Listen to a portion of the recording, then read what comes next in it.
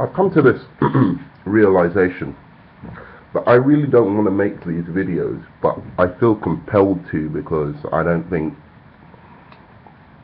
I mean, I just hope somewhere down the line, you know, someone will watch this and perhaps go back and actually enjoy good wrestling rather than the propaganda that WWE kind of is creating at the moment. I'm going to do just an introduction to this. A number of videos, a series of videos in which I discuss the current revisionist history that the WWE is presenting to you. I think there are two main strands to this revisionist history.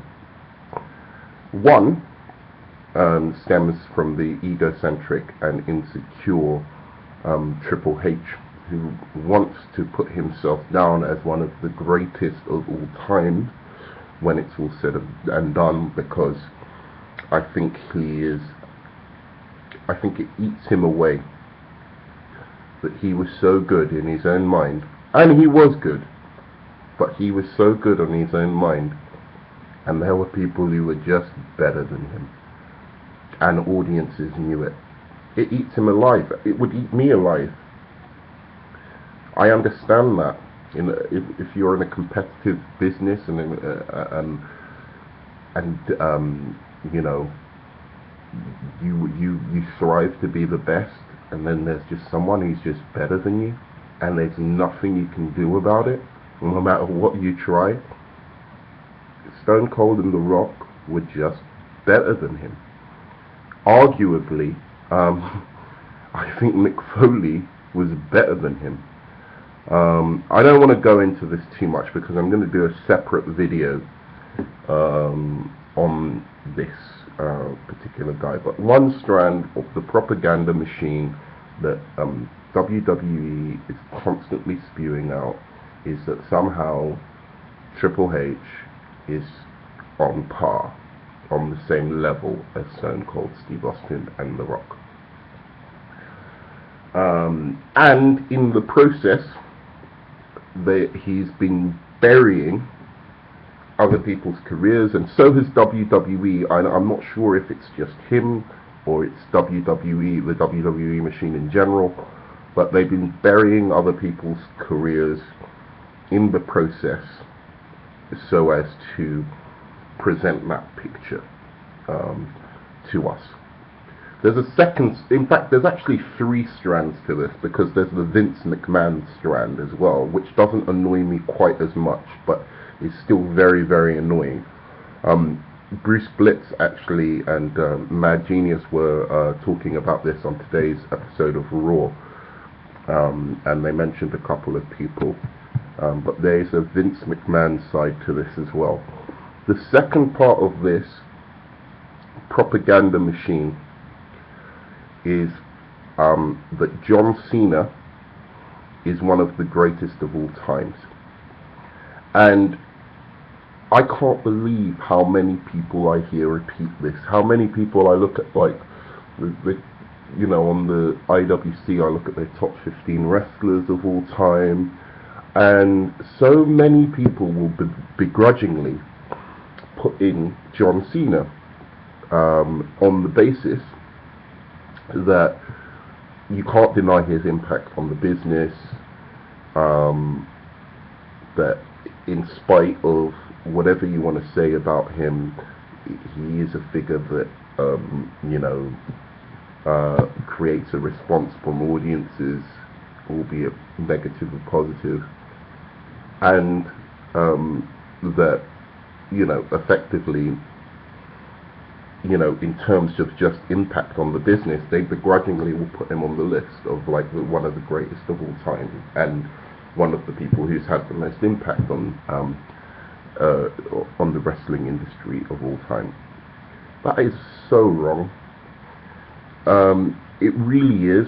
His name can't be mentioned in the same light as people like Andre the Giant, or Macho Man Randy Savage, or The Rock, or I would go as far as to say people like Chris Benoit are more famous than John Cena. Like, actually, people like Chris Benoit are more famous than John Cena, and I'm willing to go ahead and explain that. Not that I'm saying I'm a huge Chris Benoit mark who forgives him for what he did with his family. I think it's unforgivable. That's not the point I'm making. I'm just saying that I think if I go up to your average person and I were to ask them about people on the current roster of the WWE, including and especially John Cena, considering he's the one who's given most television time, or the storylines are most centered around, anyone who is not into wrestling will not know who he is. They won't know who he is. I was speaking to a friend of mine just the other day.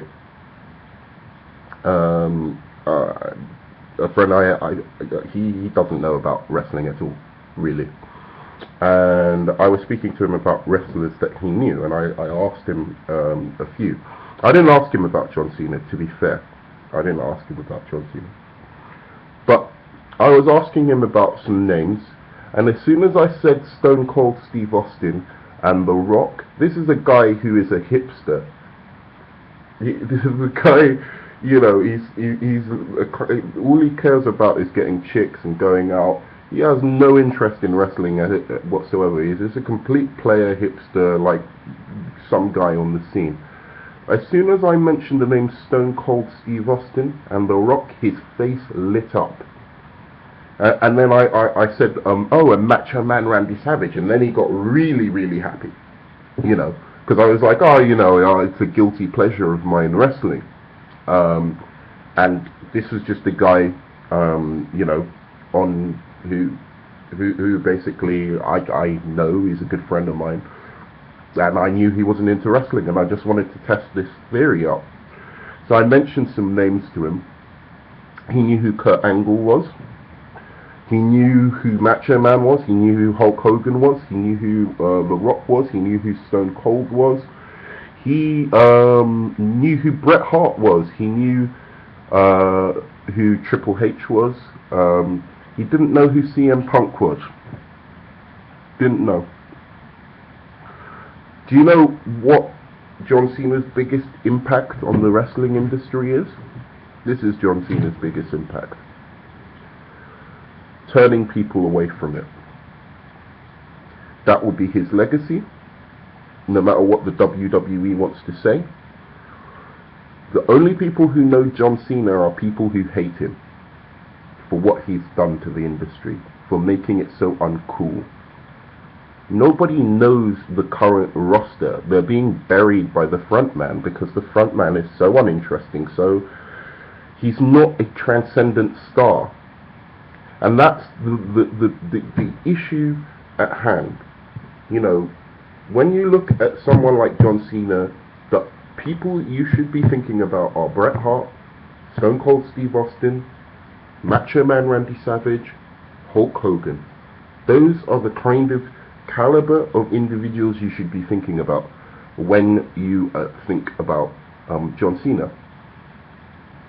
Because the fact of the matter is, Hulkamania was way, way, way bigger than C Nation.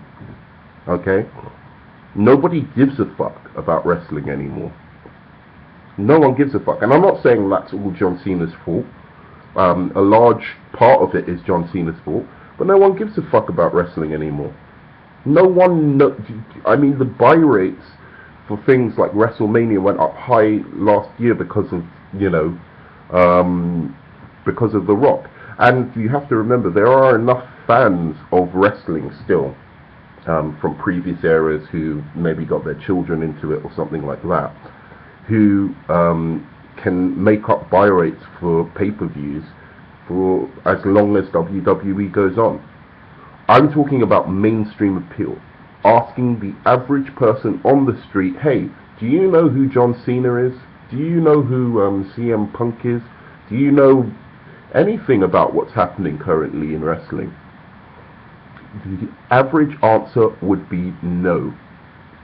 If you ask that same question, the equal exact question, in the years 1999 and 2000 and to some extent 98, the answer would be, do you smell what The Rock is cooking? Or, oh hell yeah. Everyone knew what the fuck was going on in wrestling. Everyone. It was on the news. It was movie stars were endorsing it. You know, the major, like, most influential movie stars of the time, the celebrities who were most cool at the time, were supporting it. WrestleMania was a big thing. Hulk Hogan, during the Hulkamania period, and Macho Man Randy Savage, who I will talk about during the part where I talk about Vince McMahon and some propaganda underlying what he's doing. But you ask somebody in the late 80s, early 90s, hey, do you know who the face of WWE is? They would know. They would know who Ric Flair is. Okay? They would know who Macho Man was. They were transcendent stars. That means like Michael Jordan. Okay? There is nobody on the planet Earth who has a TV or has any form of media or whatever who is over the age of, 8 years old, who does not know who Michael Jordan is, who does not know who someone like Martin Luther King is. That's what we're talking about. Transcendent. Planetary. Everyone knows who they are. The Rock, Stone Cold Steve Austin. These are the people you should be comparing John Cena to. John Cena, and I'm not talking about whether I like him or dislike him or anything like that. I could say the same thing of Bret Hart, except Bret Hart was even bigger than John Cena. Shawn Michaels was bigger than John Cena. Triple H was bigger than John Cena. Chris Benoit was bigger than John Cena. This is what I'm trying to explain to you. Because they were in a period of wrestling when all eyes were on wrestling. When the faces of the company were doing what they were supposed to do, which was getting eyes on the product, which therefore meant the stars and the roster of that time became big stars. They became, or not big stars as big as the face, but like big enough that people knew who they were. There were first tier kind of stars.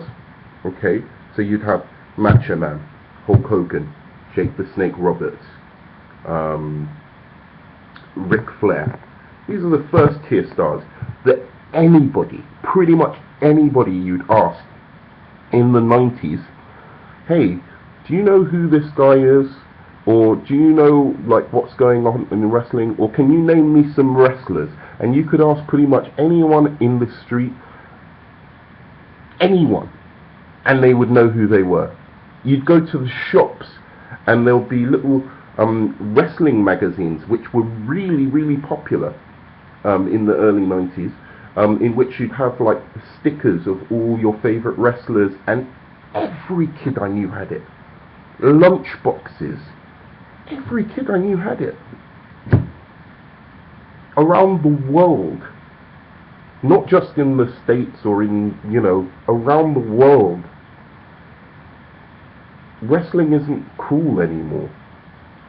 It's not something that kids feel like they need to go home and like watch immediately. WrestleMania isn't cool.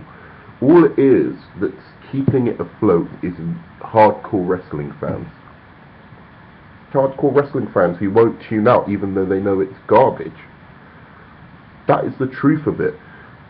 John Cena does not deserve to be in the pantheon of the greats as of yet. I'm not saying he never will be or never can be, but he does not deserve to be in the pantheon of the greats. Anyone who names him in their top 15 superstars, even begrudgingly, does not know what the fuck they're talking about. They don't know what they're talking about because he's not a transcendent star. I could go out now, I'm in Spain at the moment, I could go out now into the middle of the street and ask someone, do you know who Hulk Hogan is? Yeah? I could go and ask them, do you know who Hulk Hogan is? And in all likelihood, if I ask 10 people, at least 5 or 6 of them will know. This man's major fame was over 10 years ago. Look, let's try an experiment. Let me try an experiment, just very quickly. Andre, do you know who Hulk Hogan is? Do you know who Hulk Hogan is? Hulk Hogan. Yeah? Yeah. Wrestler, yeah? Do you know who John Cena is? John Cena. No, but do you know who he is? Have you seen him before? Have you seen? Could you describe him? John Cena. Okay, thank you. Thank you. That's all. That's all. Thank you. That's my flatmate, Spanish flatmate from Peru. I asked him just now, do you know who Hulk Hogan is? Then asked him, do you know who John Cena is? And you saw the struggle. That is what I'm talking about. Anyway, I will continue this series with some stuff on, as I said, Triple H and how he's rewriting the history of the WWE towards his own favor. I will continue with one on the WWE in general and how they're rewriting their own history to make John Cena look like the greatest, or one of the greatest, which is wrong. And yes, and I might do one on Vince McMahon as well. So thanks very much for listening. I'll continue this series just after. Thank you. Oh, like and subscribe if you enjoyed the video.